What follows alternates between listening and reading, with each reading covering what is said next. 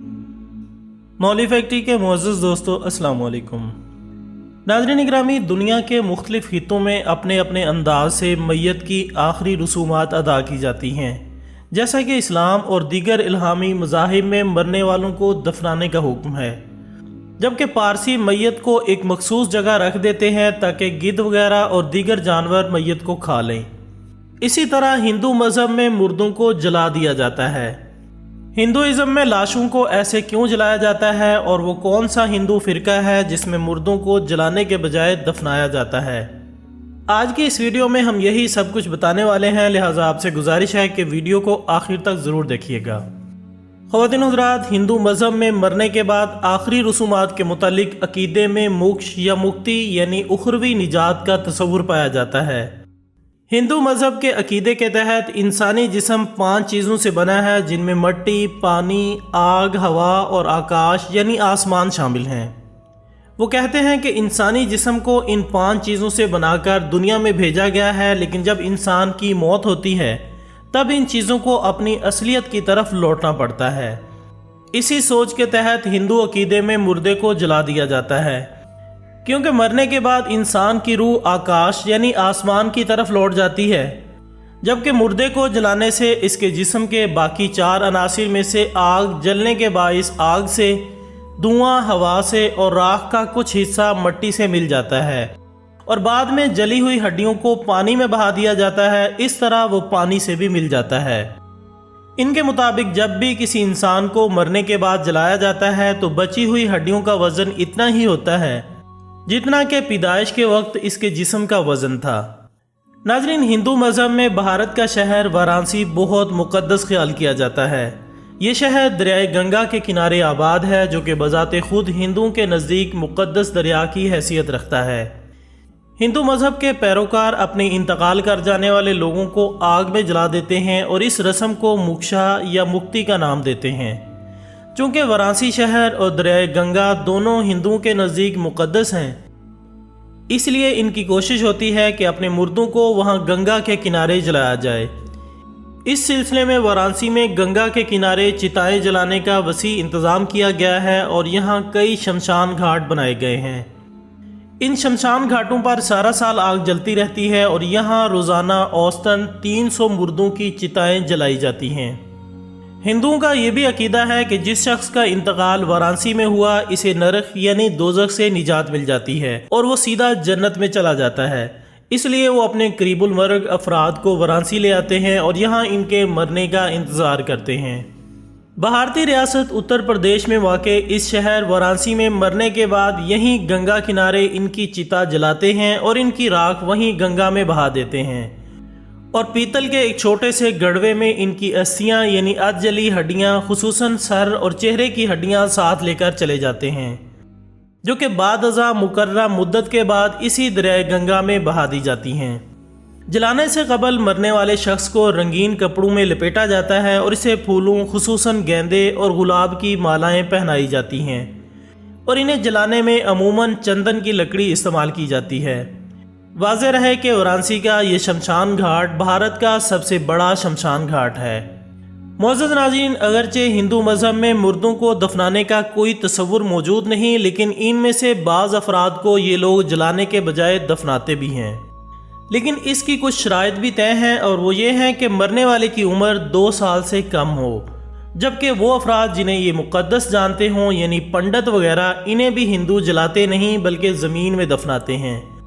जिसकी वजह यह है कि हिंदुओं का अकीदा है कि मरने वाले ने ज़िंदगी में जो भी गुनाह किए होते हैं वो आग में जलकर ख़त्म हो जाते हैं और इसे नरक में इन गुनाहों की सज़ा नहीं मिलती।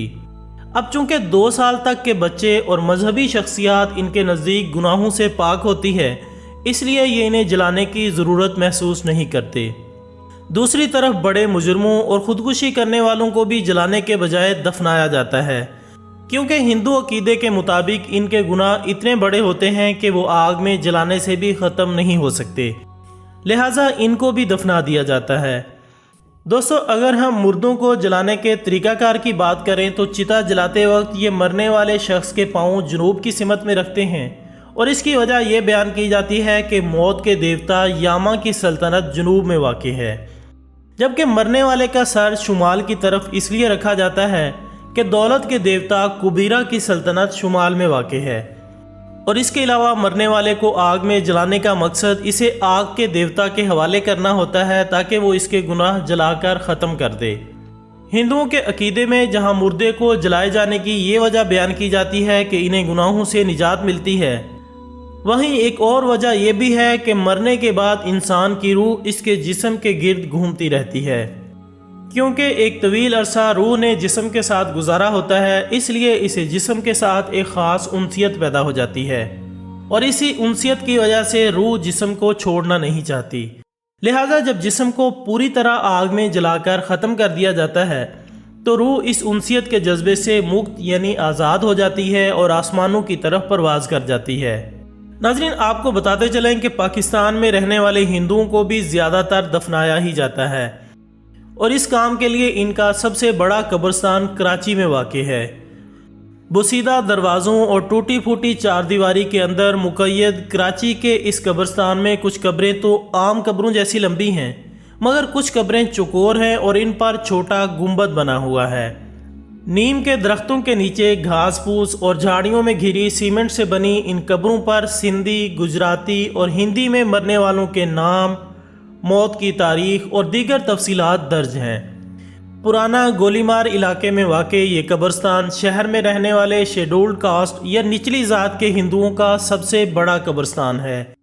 اس کے علاوہ کراچی میں ماڑی پور اور ڈرگ روڈ سمیت 4 دوسرے مقامات پر ہندوؤں کے چھوٹے قبرستان ہیں، لیکن گولی مار کے اس قبرستان کے اندرونی دروازے کے دوسری طرف شاہوکار یا اونچی ذات والے ہندوؤں کا شمشان گھاٹ ہے، جسے گجر ہندو کرشمن گراؤنڈ کے نام سے جانا جاتا ہے، اور قبرستان کی نسبت شمشان گھاٹ کی حالت قدرے بہتر نظر آتی ہے، جہاں بہت اونچی چھت والے چبوترے کے نیچے کچی زمین ہے، جہاں کچھ جلی ہوئی لکڑیاں بکھری پڑی ہیں اور راکھ بھی نظر آ رہی ہے۔ یہی وہ جگہ ہے جہاں مردوں کو جلایا جاتا ہے، اور مرنے والے شخص کے لواحقین کے لیے برابر میں ایک شیڈ کے نیچے لکڑی کے بینچ رکھے ہوئے ہیں۔